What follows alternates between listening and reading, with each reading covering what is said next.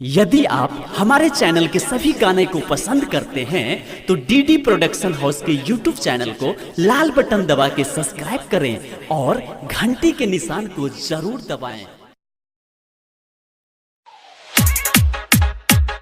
एगे छौरी सब तोरा नीक नहीं लगे छौ बाप रो बा रे नहीं नीक लगे छौ तो डीजे बजबै छै बीके बिहारी संगे तू तनी नहीं के लेबे तो नीक लगतौ गे बा कि छोट छोट भयल जाय छी तू तो आप चटेर के न बैठ जेबे बूढ़ छोट के तो नहीं देखे जेबी बाप रो बा डीजे बनाए के दिखा डीजे बनाए के दिखा presented by DD production house Sakri.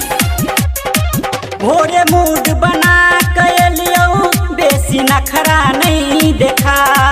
भोरे मूड बना के लियो बेसी नखरा नहीं देखा हाँ गई नखरा नहीं देखा कोनो बहाना नहीं धोछिया चलतो डीजे पर नाच के देखा कोनो बहाना नहीं धोछिया चलतो डीजे पर नाच के देखा भोरे मूड बना के लियो बेसी नखरा नहीं देखा भोरे मूड बना के लियो बेसी नखरा नहीं देखा हाँ गई नखरा नहीं देखा कोनो बहाना नहीं धोछिया चलतो डीजे पर नाच के देखा कोनो बहाना नहीं धोछिया चलतो डीजे पर नाच के देखा डीजे पर नाच के देखा डीजे पर नाच के देखा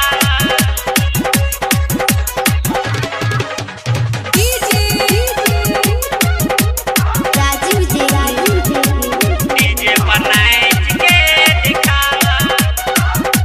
डीजे पर नाच के दिखा भरल जवानी तोहर बाजे के तेरे छो धीरे धीरे लेबो तोरा देखबो केहन टेस्ट छो धीरे धीरे लेबो तोरा देखबो केहन टेस्ट छो भरल जवानी तोहर बाजे के तेरे छो धीरे धीरे लेबो तोरा देखबो केहन टेस्ट छो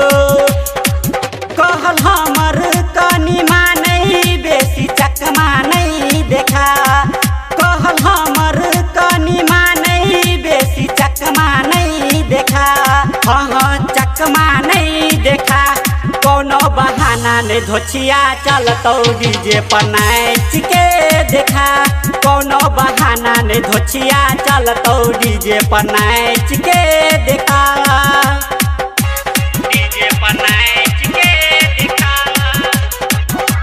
डीजे पर नाच के देखा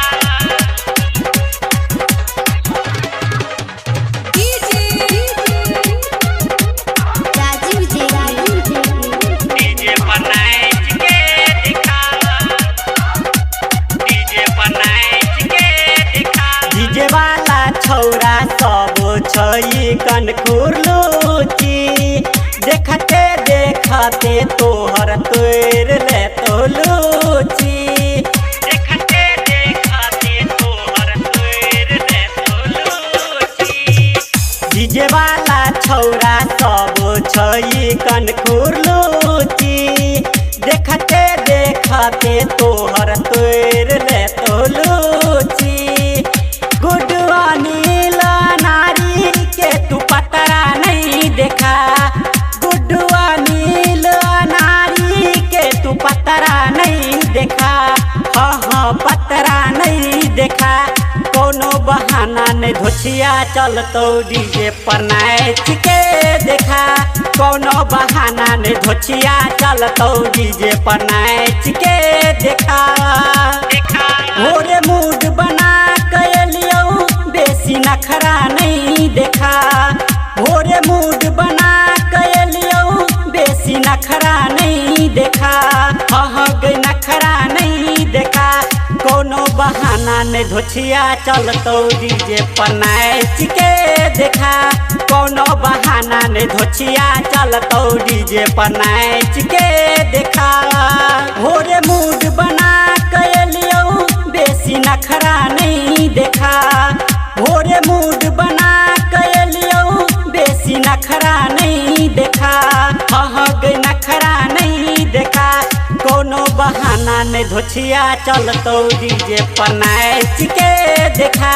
कोनो बहाना नहीं धोछिया चलतो डीजे पर नाच के देखा।